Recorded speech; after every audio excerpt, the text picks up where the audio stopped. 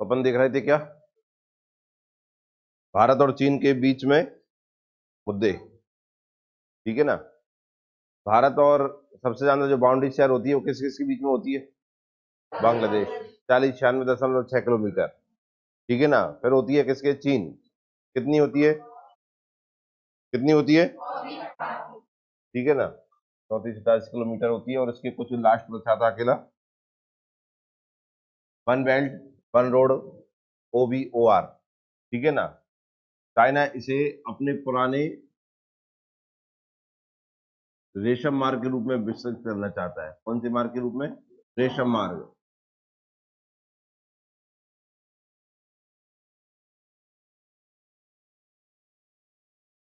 रेशम मार्ग silk road के रूप में। पुराना उसका एक सिल्क रोड था। ठीक है ना। हमारा जब गुप्त साम्राज्य था ना, गुप्त साम्राज्य, फिर उसके बाद जो कनिष्क वगैरह आए, उस समय चाइना इसे किस नाम से जानता था? रेशम मार्ग। चाइना का सपना है दोबारा से इसे रेशम मार्ग को विकसित करना, लेकिन अब इसका नाम क्या रखा है उसने? One belt one road. ठीक है ना। अब विवाद क्यों है वो आप देखिए इसमें। चीन द्वारा प्रस्तावित संपर्क परियोजना, चाइना प्रपोज दिखाया, चाइना द्वारा प्रस्तावित परियोजना। ये लक्ष्य क्या है? चीन को सड़क, रेल, जल मार्गों के माध्यम से यूरोप, अफ्रीका और एशिया को जोड़ना चाहता है, तीनों तरीके से। ठीक है ना। कौन कौन से? सड़क, रेल और जल मार्ग। जहाँ सड़क डलती है वहां सड़क, जहाँ रेल डल सकती है वहां रेल, और जहाँ कुछ नहीं हो सकता वहां जल। ठीक है ना। विश्व की 70% जनसंख्या तथा 75% ज्ञात ऊर्जा भंडारों पर कब्जा हो जाएगा किसका? चाइना का। तो जी ये देखिए, ये वाला ऊर्जा भंडारों पर कब्जा हो जाएगा किसका? चाइना का। ठीक है ना। पूरा एशिया कर लेगा, यूरोप कर लेगा और अफ्रीका कर लेगा। ठीक है ना। OBR में चीन पाकिस्तान आर्थिक गलियारा, CPEC, भारत अधिकृत कश्मीर को शामिल किए जाने के कारण भारत इसमें शामिल नहीं हुआ, क्योंकि चीन कहां से निकाल रहा है इसे? POK से निकाल रहा है। किससे निकाल रहा है? इसी का एक भाग है क्या? CPEC। क्या है? CPEC। अब जानते हैं चाइना पाकिस्तान इकोनॉमिक कॉरिडोर। अब ये POK से निकाल रहा है, भारत इसका विरोध कर रहा है, इसका विरोध कर रहा है, इसलिए भारत इसका हिस्सा नहीं बना, OBR का। ठीक है ना। देखना इसमें, ये है वन बेल्ट वन रोड परियोजना। ये चीन से यहां से चालू हुई। ठीक है ना। ये देखो, रशिया पहुंच गया, मॉस्को दिया है कि नहीं दिया? ठीक है ना। यहाँ पर इस तरीके से ये लौटता हुआ आ रहा है एथेंस में। और ये अब अफ्रीका हो गया, ये जलमार्ग हो जाएगा। ये श्रीलंका देखो, हम्बनटोटा बंदरगाह है, बताया था चीन के कब्जे में, कोलंबो। ठीक है ना। इस तरीके से पूरा का पूरा जुड़ा है। तो तीनों तरीके से पूरा का पूरा रोड, ट्रेन और जलमार्ग द्वारा बनेगा ये। ठीक है ना। भारत इसका हिस्सा नहीं है, क्योंकि इसमें से चाइना यहाँ से क्या कर रहा है? इस तरीके से CPEC। ठीक है। तो भारत इसके कारण इसका हिस्सा नहीं बना। समझ में आया कि नहीं आया? चाइना इस पे, इसके द्वारा पूरे विश्व में देख रहे हैं आप। उधर अमेरिका छोड़ दीजिए, इधर यूरोप हो गया, अफ्रीका हो गया, और खुद एशिया में है। इन सबसे व्यापार की दृष्टि से संपर्क आ जाएगा और सभी संसाधनों पर इसका कब्जा हो जाएगा। समझ में आया ना? ये है चाइना का सपना। भारत इसके कारण से इसमें शामिल नहीं हुआ। समझ में आया कि नहीं आया? फिर भारत ने भी अपना प्रोजेक्ट लॉन्च किया है। मैंने आपको क्लास में बताया था कि पाकिस्तान यहाँ से, सॉरी, भारत यहाँ से रशिया, यूरोप से होता हुआ, अफ्रीका से होता हुआ, ईरान, इराक सबसे, और ये क्या कहते हैं, स्वेज नेट से होता हुआ रास्ता बना। बताया था कि नहीं? है ना। आगे जाके मैं और बता दूंगा उसको। क्लियर हुआ कि नहीं हुआ? तो ये चाइना के साथ विवाद, कितने विवाद देखे थे हमने इसके? 8 देखे थे हमने। कितने देखे थे?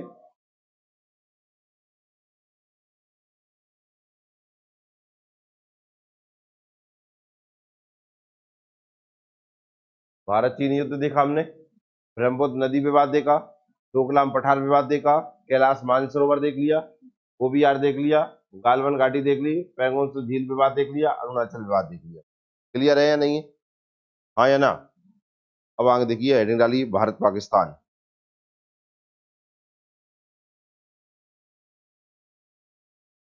कर लिया सबने? बाकी एक चाइना का और आप जानते हैं, एक एक सपना और है चाइना का। तो मैं यहाँ लिख देता हूँ, उसका है 5 फिंगर प्रोजेक्ट। कौन सा है? 5 फिंगर प्रोजेक्ट। और 5 फिंगर प्रोजेक्ट में क्या है कि चाइना ये कहता है कि जिस तरीके से, इस तरीके से, ठीक है ना, इधर आ जाता है कौन? लद्दाख। कौन आ जाता है? लद्दाख। लद्दाख के बाद कौन आ जाता है? नेपाल। नेपाल के बाद आ जाता है सिक्किम। कौन आ जाता है? सिक्किम के बाद भूटान। भूटान के बाद आ जाता है इधर अरुणाचल प्रदेश। कितने हो गए? लद्दाख, नेपाल, इधर देखिए इधर आ गया लद्दाख, ठीक है, इधर आ जाएगा कौन?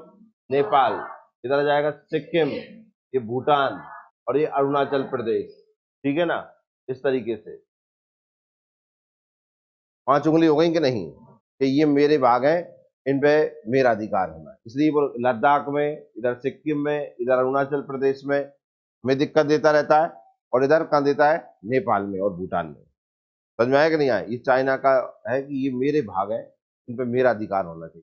चाइना का ये प्रोजेक्ट का नाम क्या है? 5 फिंगर प्रोजेक्ट। क्या नाम है? क्लियर है कि नहीं? अब देखते हैं अपन किसको, पाकिस्तान। देखिए हेडिंग डाल दी आपने। कौन सा देखना अपन? भारत पाकिस्तान, ठीक है ना। अपन पढ़ रहे हैं क्या? भारत के पड़ोसी देश। एक पढ़ लिया बांग्लादेश, दूसरा पढ़ लिया चाइना, तीसरा देख रहे हैं कौन को? आप पाकिस्तान को, ठीक है ना। तो देखिए भारत पाकिस्तान सीमा की लंबाई कितनी है? 33-23 किलोमीटर। कितनी है? 33-23 किलोमीटर। क्लियर है। भारत के 3 राज्य व 2 केंद्र शासित प्रदेश पाकिस्तान की सीमा को साझा करते हैं।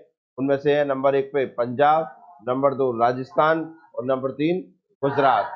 ये तीनों के तीनों राज्य किसको लगते हैं? पाकिस्तान को लगते हैं। केंद्र शासित प्रदेश 2 है, नंबर 1 जम्मू कश्मीर है, और नंबर 2 पे कौन है? लद्दाख, ठीक है ना। और बताने की जरूरत नहीं है, आप जानते हैं पाकिस्तान के साथ हमारे सारे सबसे ज्यादा विवाद है, ठीक है ना। सबसे आप कौन कौन से विवाद है भी आगे देखेंगे अपन। अब देखिए इधर सीमा, देखिए 2 सीमाएं हैं किस किस के बीच में? भारत और पाकिस्तान में। वैसे 3 है, 3 कितनी बची हैं? 2, ठीक है ना। पहले 2 देखो कौन कौन सी। भारत पाकिस्तान सीमा के नाम रेड क्लिफ रेखा है। पहली कौन सी है? रेड क्लिफ रेखा, ठीक है ना। सिरिल रेड क्लिफ व्यक्ति का नाम है क्या? सिरिल रेडक्लिफ ने 17 अगस्त 1947 को भारत और पाकिस्तान के मध्य सीमा का निर्धारण किया। जितनी जल्दी जल सीमा का निर्धारण हुआ होगा ना, इतनी कहूंगी कि नहीं हुआ होगा, भैया ने थाने स्थाने मिला दे, एक लाइन खींच दे सीधी। तो भारत पाकिस्तान की सीमा का विवाद एक और ये कंडीशन है कि कुछ लोगों के जो पंजाब है, कुछ लोगों के खेत इस साइड है, कुछ की बाउंड्री को इस साइड है। तो आप समझिए ना कि ऐसी कैसी सीमा का निर्धारण हुआ है देशों के बीच में, इंटरनेशनल बॉर्डर पे उनके खेत तय हो गए, समझ में? गांव आधे आधे हो गए। तो कहीं ना कहीं जल्दबाजी में किया गया कि नहीं किया गया? और इस व्यक्ति को बाहर से बुलाया गया, ये कुछ नहीं जानता था भारत के बारे में, इसे बुला लिया गया और एक काम सौंप दिया गया। इसने क्या कहा कि जो भारत और पाकिस्तान के बीच में जो थाने थे ना, पुलिस थाने, उनको ही सीमा को मिला दिया गया इसने। अब इसने कहा आधे आधे जहां हो जाए बस यही सीमा है, इसलिए वो विवाद बन गया। अगर सीमा क्षेत्रों के हिसाब से बनाई जाती कि ये क्षेत्र उनको देना, इधर पूरा क्षेत्र इधर आना है, एक गांव उधर का पूरा का तो पूरा उधर गांव, इधर तो इधर पूरा गांव, तो कहीं हद तक इस जो लड़ाई के मुद्दे हैं ये कम हो जाते हैं। समझ में आया कि नहीं आया? इस व्यक्ति ने, श्री लैडक्लिफ ने, कब रेखा बनी है? 17 अगस्त 1947 को भारत और पाकिस्तान के मध्य सीमा का निर्धारण किया। क्लियर है।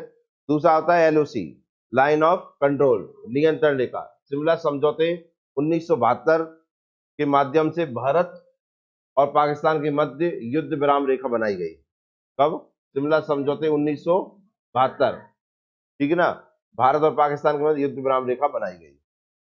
क्लियर है। कौन से समझौते के तहत? शिमला समझौता 1972, ठीक है ना। पर ये लड़ाई बहुत पहले की है, लड़ाई 1972 की नहीं है, लड़ाई तो और पहले की है, ठीक है ना। वो आगे देखेंगे कौन युद्ध में जो पढ़ेंगे ना अपन इसके, उसमें बता देंगे कब से क्या चल रहा है इसका।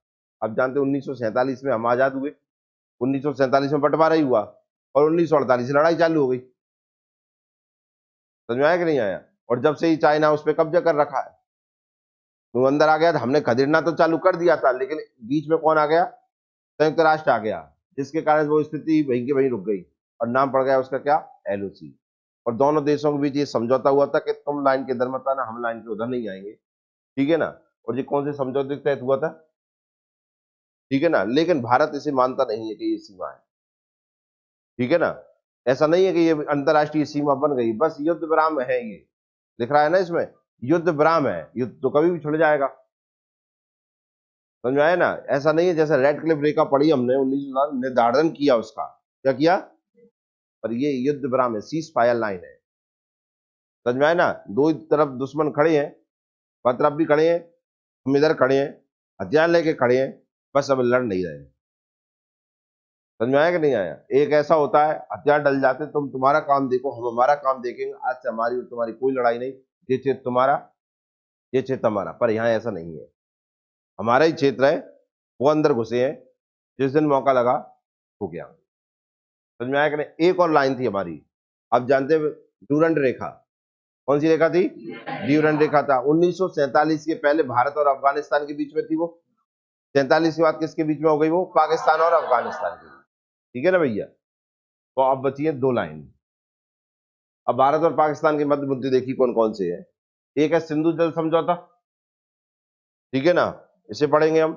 एक सियाचिन ग्लेशियर पढ़ेंगे हम, फिर भारत पाकिस्तान युद्ध पढ़ लेंगे हम, फिर इसी में पाक आधारित कश्मीर पढ़ लेंगे, फिर सर क्रीक पढ़ लेंगे, कच्छ का रण पढ़ लेंगे, उरी तथा पुलवामा हमला पढ़ लेंगे। ये तो अभी के ही है, ठीक है ना, तो इन्हें देख लेंगे अपन, सर्जिकल स्ट्राइक करवा ही देंगे यहाँ। अब सबसे पहले देखते हैं सिंधु जल समझौता। कौन सा समझौता?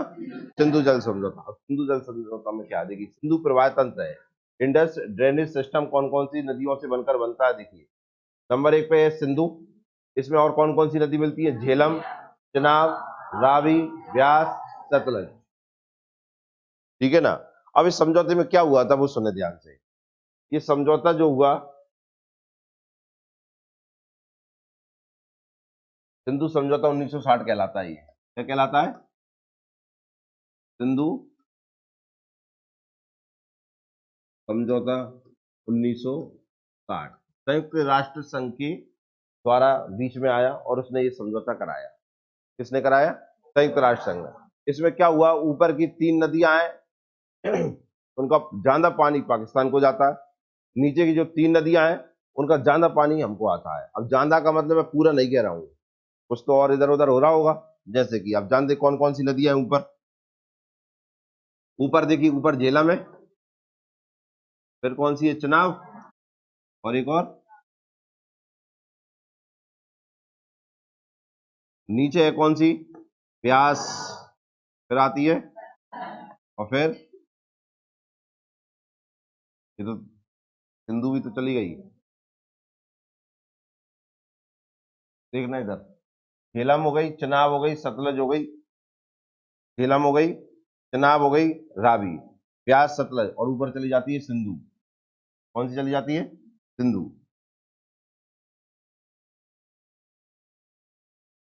और रावी इधर। अब देखना इधर क्या समझौता है, देखो 80-20 का है। कितने का है? 80-20, 80-20। यहाँ 80 जाता है पाकिस्तान को, और इधर आ जाता है इंडिया को ये। ठीक है ना, ये चला जाता है इंडिया को, और ये चला जाता है पाकिस्तान। लेकिन अगर आप देखिए, ये दुनिया का सबसे उदार समझौता कहलाता है। कौन सा? उदार।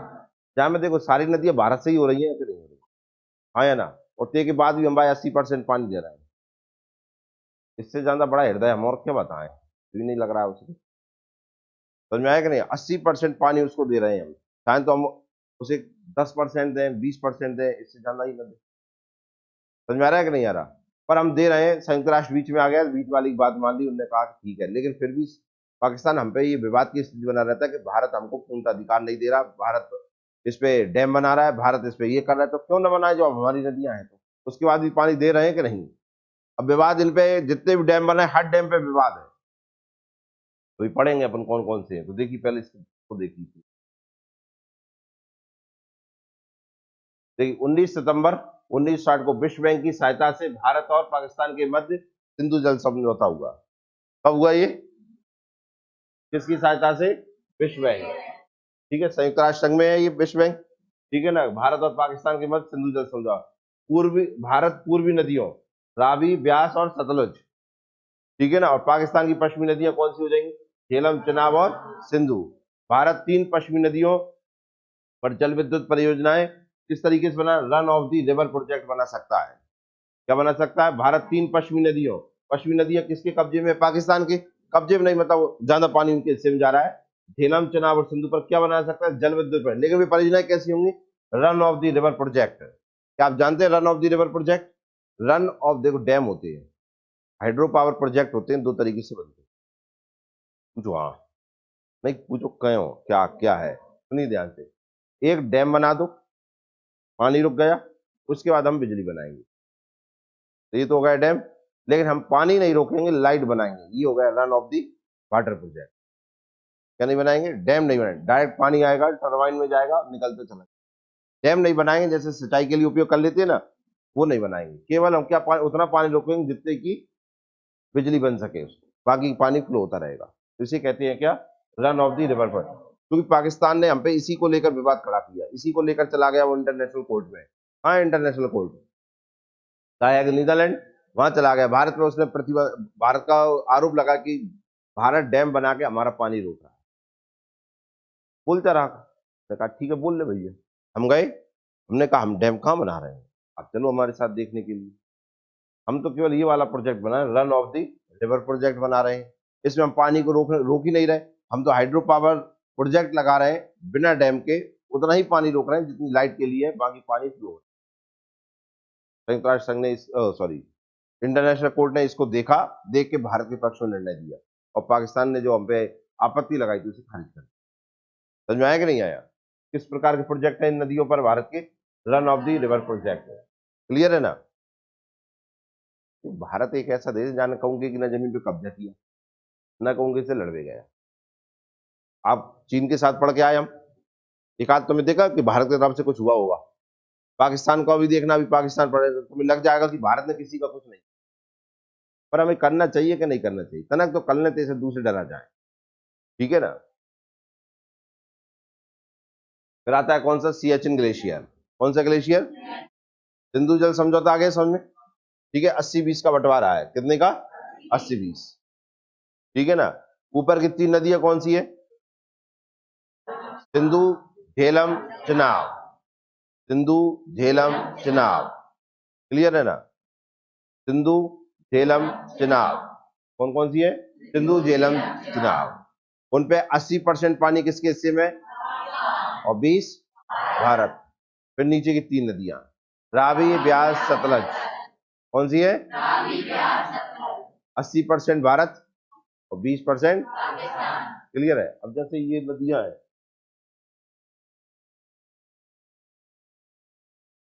नहीं सिंधु, झेलम। अब झेलम आप जानते हैं, झेलम की एक सहायक नदी है किशन गंगा, कौन सी है?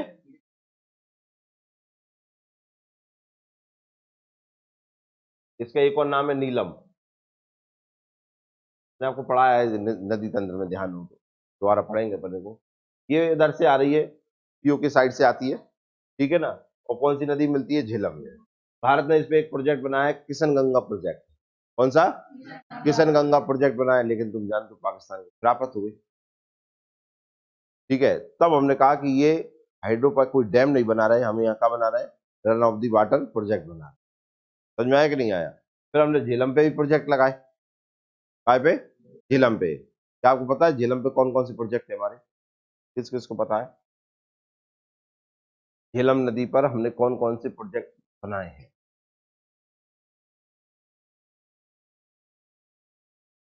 किसी को भी पता नहीं है तुमने?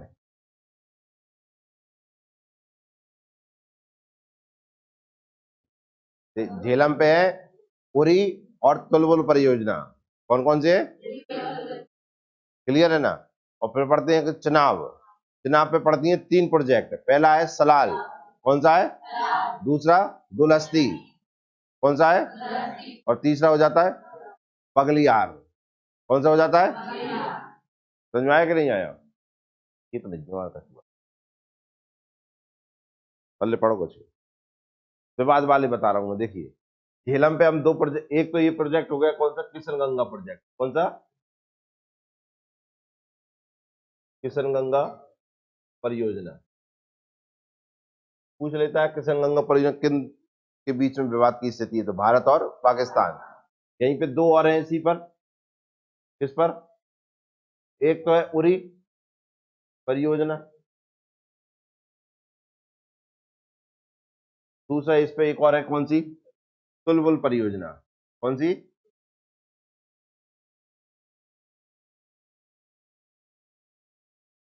बाकी अपन नदी पढ़ेंगे तब सारी की सारी दोबारा से आएंगे तब चीज समझाएंगे, तो इतना देख लो, पढ़ रहे हैं तो समझा रहे हैं विवाद क्यों है। ठीक है ना।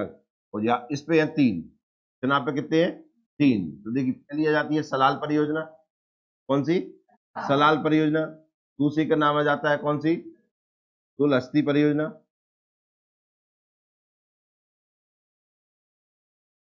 दुलहस्ती। और तीसरी आ जाती है कौन सी? बगलीहार। बगलीहार परियोजना। ये तीन परियोजनाएं इस पे है, और इन सब पे विवाद है। पाकिस्तानी सब पे आपत्ति है। वो तो हम खा रहे हैं ना भाई, वहां पे भी आपत्ति। ठीक है ना। अब हम देखते हैं क्या, सियाचिन ग्लेशियर। कौन सा ग्लेशियर? अब देखो सियाचिन ग्लेशियर को देखते हैं। अब सियाचिन ग्लेशियर की स्थिति क्या है वो देखिए। सियाचिन ग्लेशियर कहाँ है? सबसे ऊपर है, आप देख रहे हैं यहाँ। ये कौन सा ग्लेशियर है? सियाचिन।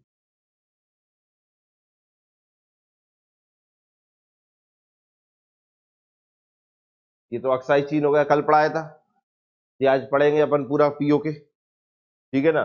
ये हमारा जम्मू कश्मीर और लद्दाख हो जाता है। लद्दाख का जो ऊपरी भाग है, नॉर्थ में क्या है? सियाचिन ग्लेशियर। कौन सा ग्लेशियर? देख रहे शुरुआत में जो समझौता लिखा है ना, 1972 लिखा है। और हाँ, यहाँ ऐसी प्रोजेक्ट मतलब ऐसी समझौते हुए कि ना तो तुम जाना ना हम जाएंगे, शांति बनी रहे। समझ में आए ना। लेकिन पाकिस्तान ने क्या किया कि उसके जो पर्वतारोही है ना, वो इस पे जाने लगे। अब पर्वतारोही में जगह लिख रही है कि जी आम नागरिक है। सैनिक भी तो हो सकती है ना। जाने लगे, धीरे धीरे अपना डेरा डालने लगे वहां पर। भारत को पता चला। समझ में आया कि नहीं आया? भारत को जब पता चला तो भारत थोड़ा सचेत हुआ। हमने 1984 में मेघदूत ऑपरेशन चला दिया। कौन सा ऑपरेशन? ऑपरेशन मेघदूत चलाया 1984 में। और भारतीय सेना पहुंच गई यहाँ पर, अल्लाह अलग मचा दी। और कब्जा कर लिया किस पे हमने? सियाचिन ग्लेशियर। जब ये लड़ाई हुई तो दुनिया की सबसे ऊंचे क्षेत्र पर होने वाली लड़ाई हो गई। विश्व की सबसे ऊंचा रण कहलाने लगा कौन? सियाचिन ग्लेशियर। ठीक है, 18,000 फीट की ऊंचाई पर है। कितने फीट की ऊंचाई पर? 18,000 फीट की ऊंचाई पर है सियाचिन ग्लेशियर। इस पे लड़ाई हुई किस किस के बीच में? अब देखना दिक्कत क्या है कि हमारे सैनिक खड़े हैं वहां पर। ठीक है ना, उनके भी सैनिक खड़े हैं। अब वे क्या कर रहे हैं, कहने के वे जाने, लेकिन हमें ज्यादा करना है रक्षा। उनका तो कब्जे करने का काम, हम तो हमारे क्षेत्र की रक्षा कर रहे हैं, उससे कब्जा करने के लिए जा नहीं रहे। एक दिन का खर्च भारत सरकार का 5 करोड़ आता है इस पर। कितना? एक दिन का खर्चा है ये। कितने दिन का? और तुम जानते हो महीना का तो काम है नहीं है, सालों का भी काम नहीं है। जब तक ऐसी स्थिति बनी है कि भाई साहब मान नहीं रहे, तब तक सेना वहां खड़ी रहेगी।